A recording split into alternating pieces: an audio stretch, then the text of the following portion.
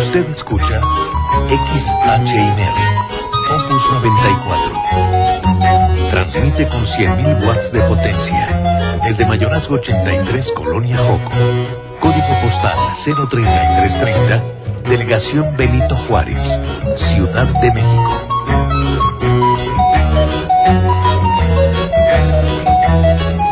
Opus 94. 28 años de ser el lugar de la música. Una emisora del Instituto Mexicano de la Radio.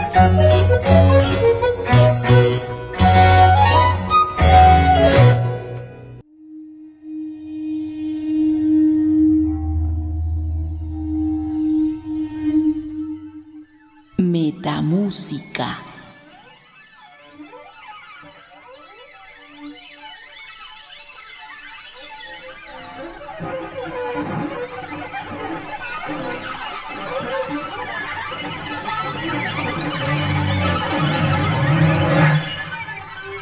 Lo inédito y lo inaudito.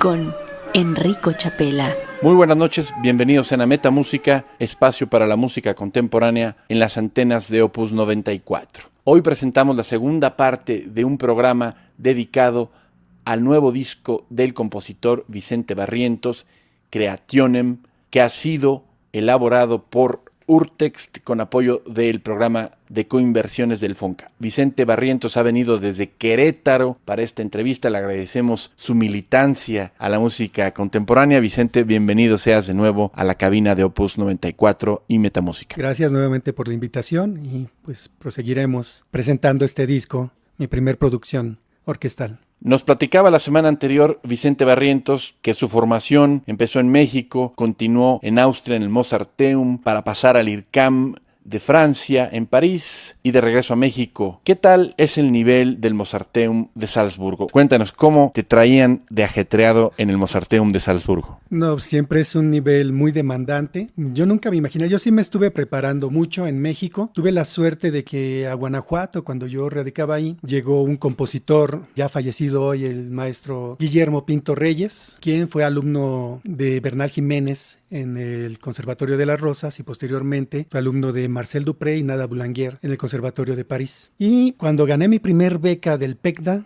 en Guanajuato, mi primer beca de creadores con trayectoria, él fue mi tutor. Pues yo, sabiendo que el maestro pues tenía una preparación de muy alto nivel, era organista, compositor, improvisaba fugas. Nunca había visto una persona improvisar una fuga. Fue la primera persona que la vi y dije, con este maestro le pedí clases de armonía, de composición, de entrenamiento auditivo, todo lo que se podía. Y me ayudó muchísimo. Y fue quien también me motivó para lograr esto. Ya cuando llegué al Mozarteum de Salzburgo, llegué a la Academia de Verano, pues era como echar el volado, ¿no?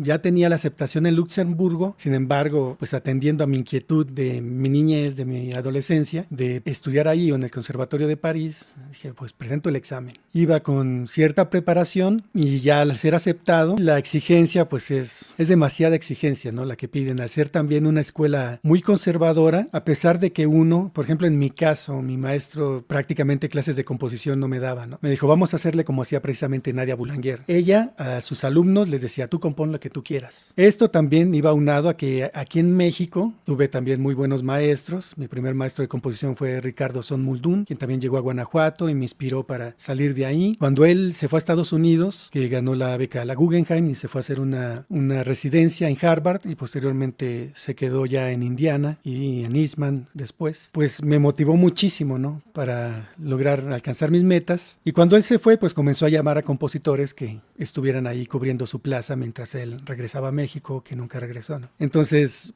llegaron a cubrir su plaza Juan Trigos, con el cual estudié un semestre o un año. Regularmente fue de un semestre, un año, con quien estudié con estos maestros que llegaron a cubrir a Ricardo Son, que fueron Juan Trigos, Ignacio Bacalovera, José Luis Castillo.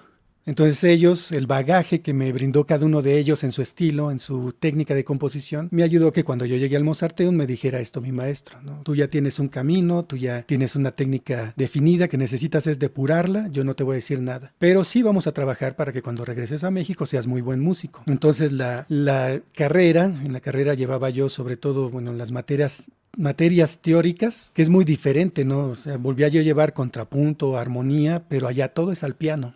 Todo es al piano. Le piden a uno que desarrolle un contrapunto en el estilo de Palestrina, pero le dan a uno el cantus firmus y al piano tiene que hacerlo, ¿no? Y a mí se me hizo impresionante como, por ejemplo, mi maestro estando del otro lado del salón, me decía, hiciste quintas paralelas entre la soprano y el tenor en tal lugar, válgame, ¿no? O sea, sí fue muy impresionante. Se queda uno impresionado, pero se dedica uno a trabajar, ¿no? A trabajar y trabajar hasta tratar de alcanzar ese nivel, ¿no? Tratar de alcanzarlo, y sí fue una formación muy sólida en lo que es la parte de la tradición, y en la parte libre pues también había un maestro buenísimo, Dave Edwards, de la Universidad de Stanford, quien daba las clases de composición música electrónica, y con él pues llevé esta cuestión de no únicamente de algunos programas de música electrónica o para crear música electrónica, sino creación de páginas web, algo de programación, y lo mismo lo que es edición de audio, que me ayudó muchísimo, y ahora pues aquí está el resultado. A pesar de la exigencia, pues casi todos los mexicanos, ¿no?, que nos vamos al extranjero, regularmente vamos a no dormir porque el nivel de exigencia es muy alto, y a pesar de eso pues la formación fue muy buena, y pues yo les agradezco mucho, ¿no?, la formación que me dieron, tanto en el plano teórico como en el plano práctico, en lo que fue la enseñanza del piano y la dirección orquestal. Vicente Barrientos también estudió en el IRCAM, otra escuela también de clase mundial. Cuéntanos un poco tu experiencia en el IRCAM. Por cierto, hay que decir que además de lo que ya ha dicho Vicente Barrientos, para estudiar en Salzburgo y en París hay que saber alemán y francés.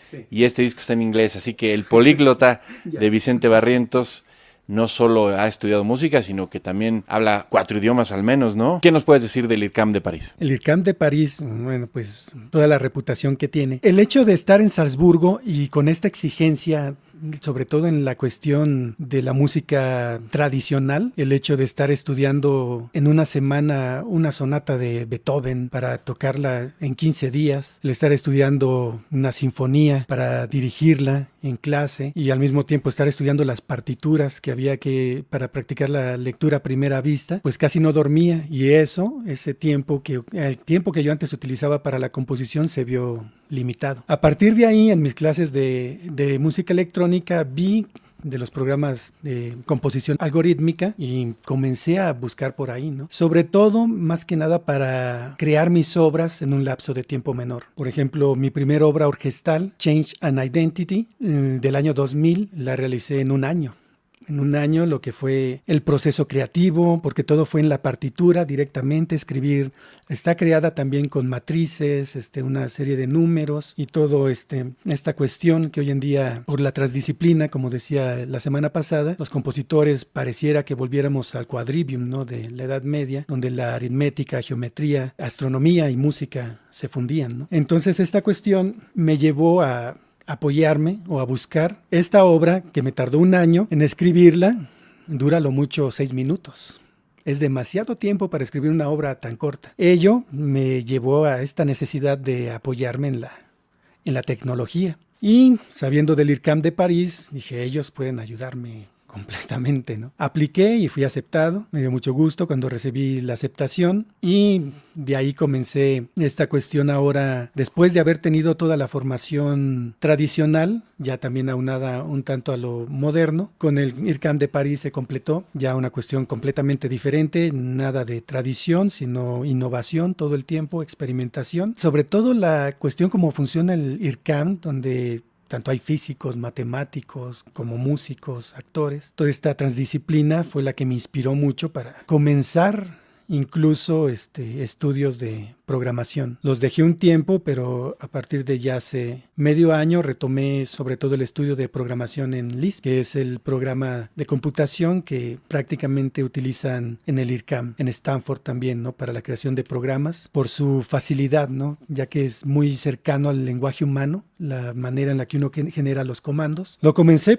en un principio para generar mis propias aplicaciones, pero al encontrar este programa Symbolic Composer que tiene infinidad de algoritmos que van desde la tradición hasta la experimentación, y aparte como funciona en plataforma en Lisp, en Common Lisp, uno mismo puede crear ahí sus programitas y generarlos, un tanto como funciona el Max, aunque no es con objetos, sino todo es escrito código muy similar al Super Collider. Entonces la experiencia en el IRCAM vino a complementar mi formación por el lado de toda la experimentación y el apoyo de la tecnología en la composición, en el proceso creativo, por lo cual me ha sido posible, por ejemplo, en este caso, realizar este disco, abarcar prácticamente todas las funciones, ¿no? La de grabar la música, capturar el audio, editar el audio también, el dirigir las obras, el componerlas y todo el diseño del disco, ¿no? Lo hice yo, gracias a esta cuestión tanto del Mozarteum, la tradición, y del IRCAM, la innovación.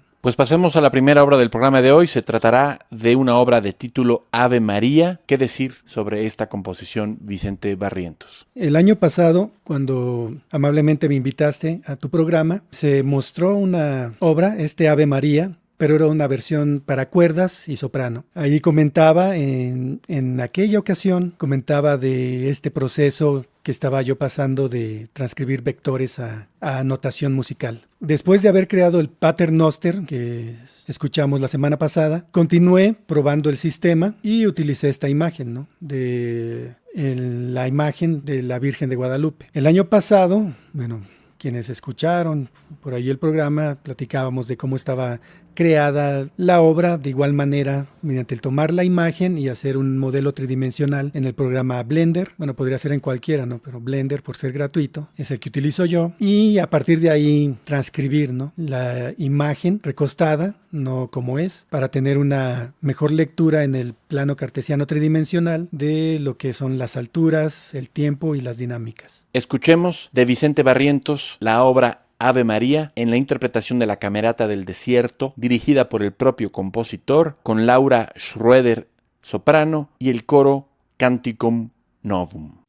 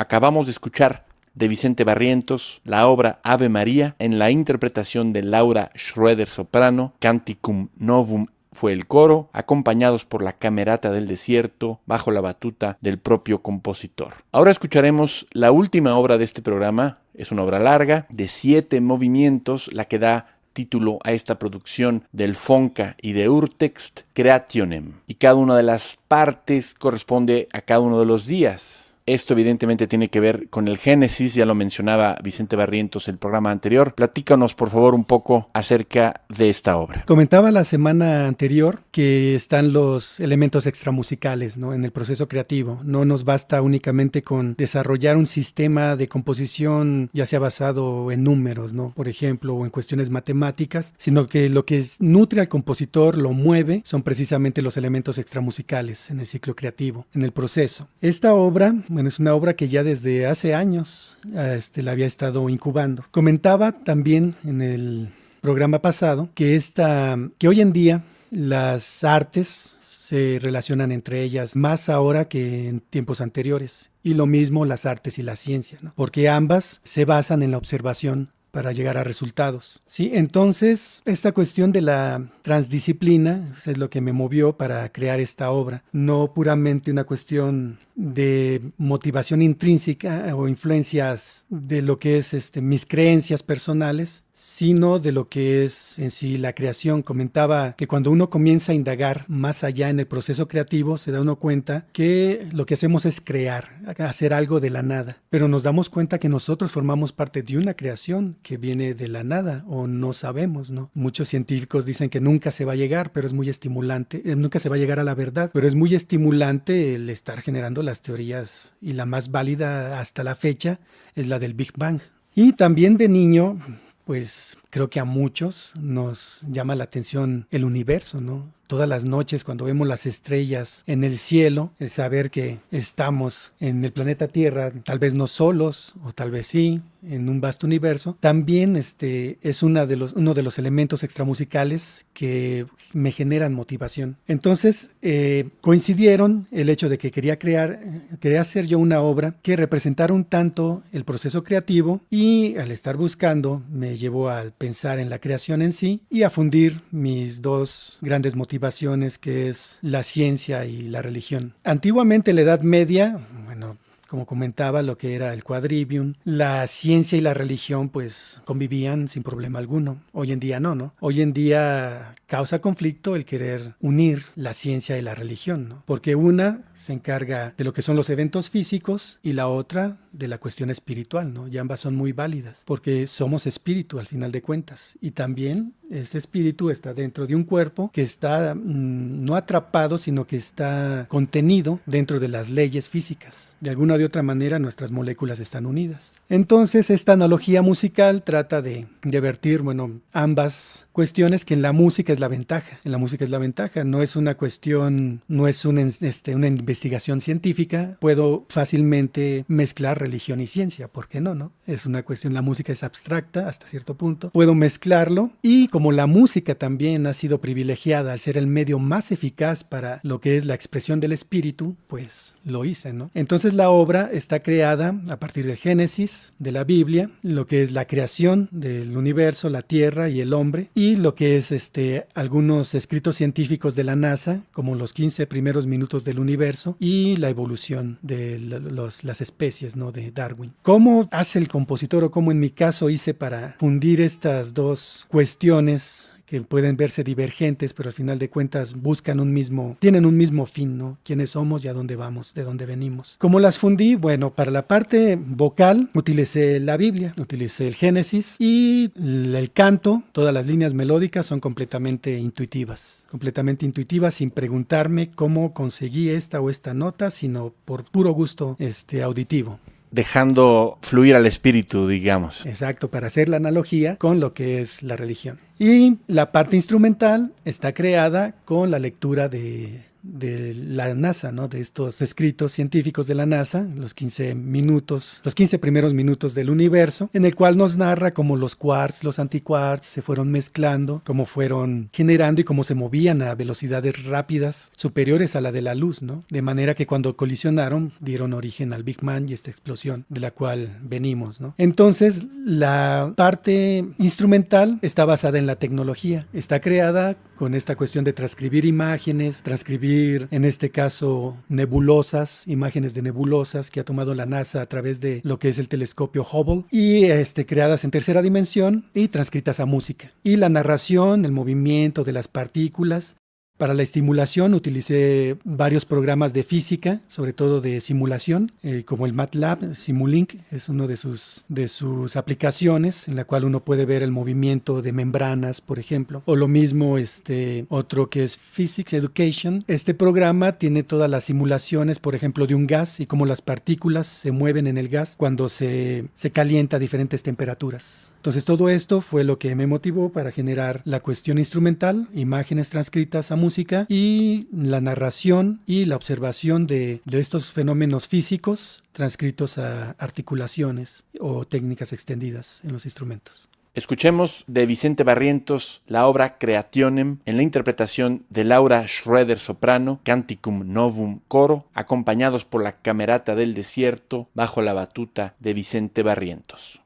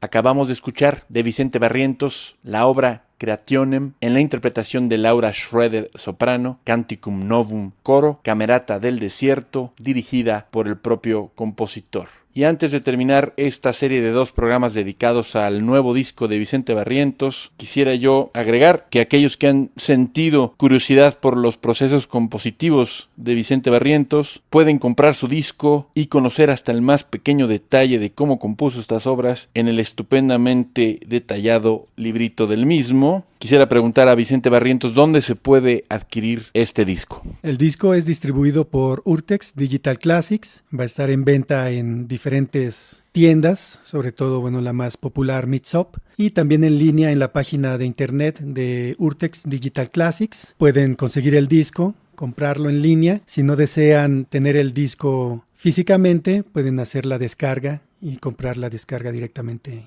en la página de Urtext Digital Classics. Con esto damos por terminado el programa de hoy. Quisiera agradecer a nuestro invitado Vicente Barrientos, quien valientemente se vino desde Querétaro para esta entrevista. Muchas gracias, Vicente Barrientos, por tu militancia, la calidad de tu trabajo y esta nueva producción que nos compartes. Gracias, al contrario, a ti por darme esta oportunidad en este espacio para seguir promoviendo mi música y dar a conocer mi trabajo, que eso es lo que cierra el ciclo creativo del compositor, ¿no? Lo que platicaba. Crea uno, tiene sus influencias, tiene sus motivaciones, y dentro de las motivaciones también está esto, ¿no? El proceso final, el trabajo, el producto final de ese proceso, que en nuestro caso pues son los fonogramas, ¿no? En el cual queda vertido todo nuestro proceso, y sobre todo los fonogramas, aparte a diferencia de los conciertos, son los que pueden quedar como un legado, ¿no? De nuestro trabajo. Yo estoy de acuerdo con Vicente Barrientos que la producción de un disco da punto final a las obras musicales, sobre todo desde el punto de vista del compositor. En mi caso, después de grabar una pieza en un disco, se acabaron las revisiones. Claro.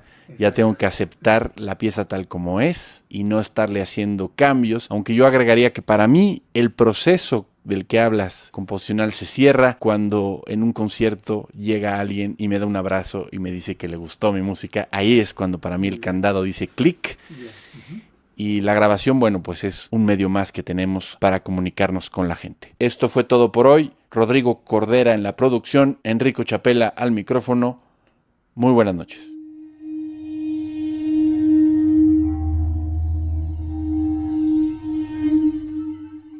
Metamúsica.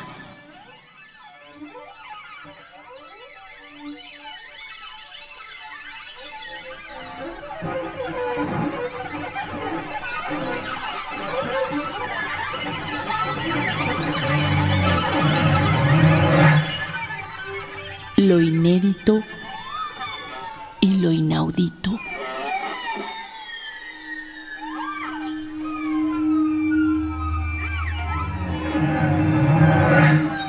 Con Enrico Chapela.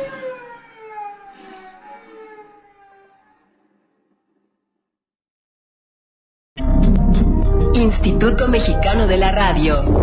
Diversidad de contenidos. Amplitud de audiencias. Todas las expresiones musicales. Una misma identidad. IMER, Instituto Mexicano de la Radio. Producimos sonidos y los transformamos en ideas.